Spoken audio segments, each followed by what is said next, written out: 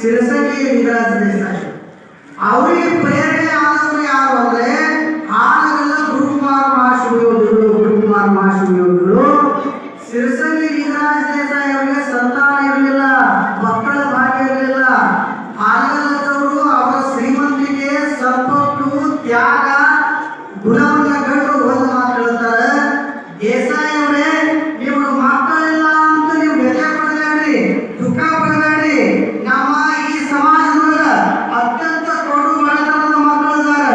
ಓದಾಕು ಸಹಿತ ಅವರಿಗೆ ಕಲಿಸಲಾರದಷ್ಟು ಸಹಿತ ಬಡತನದ ಅಂತ. ಅದಕ್ಕಾಗಿ ಅಂತ ಬಡ ಮಕ್ಕಳಿಗಾಗಿ ನಿಮ್ಮ ಶ್ರೀಮಂತಿಕೆಯನ್ನ ನೀವು ದಾನವನ್ನು ಮಾಡಿ.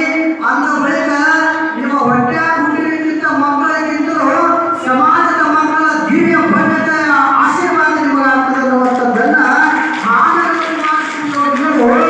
ಸಿರಸಂಗಿ ಲಿಂಗರಾಜ ದೇಸಾಯಿ ಹೇಳ್ತಾರೆ.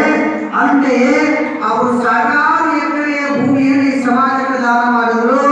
ಇವತ್ತು ಸಿರಸಂಗಿ ಲಿಂಗರಾಜ ದೇಸಾಯಿ ಕೊಟ್ಟಿರ್ತಕ್ಕಂಥ ಭೂಮಿ ಒಳಗ ಬೆಳಗಾವಿ ಕೆಎಲ್ಇ ನಿರ್ಮಾಣ ಆಗ್ತದಂದ್ರ ಇದು ಕರ್ನಾಟಕದೊಳಗ ಅಲ್ಲಲ್ಲಿ ಕೆಎಲ್ಇ ಸಂಸ್ಥೆಗಳು ಏನಿದಾವ, ಯಾವ ಜಾಗದೊಳಗ ಕಟ್ಟ್ಯಾರ ಅಂದ್ರ ಅದು ಸಿರಸಂಗಿ ಲಿಂಗರಾಜ ದೇಸಾಯಿ ಅವರು ಭೂದಾನ ಮಾಡಿದ ಜಾಗ ಒಳಗ ಆ ಕಟ್ಟಡಗಳು, ಶಿಕ್ಷಣ ಸಂಸ್ಥೆಗಳು ನಿರ್ಮಾಣಗೊಂಡಾವಂದ್ರ ಅದಕ್ಕೆ ಸಿರಸಂಗಿ ಲಿಂಗರಾಜ ದೇಸಾಯರ ಉದಾರತೆ.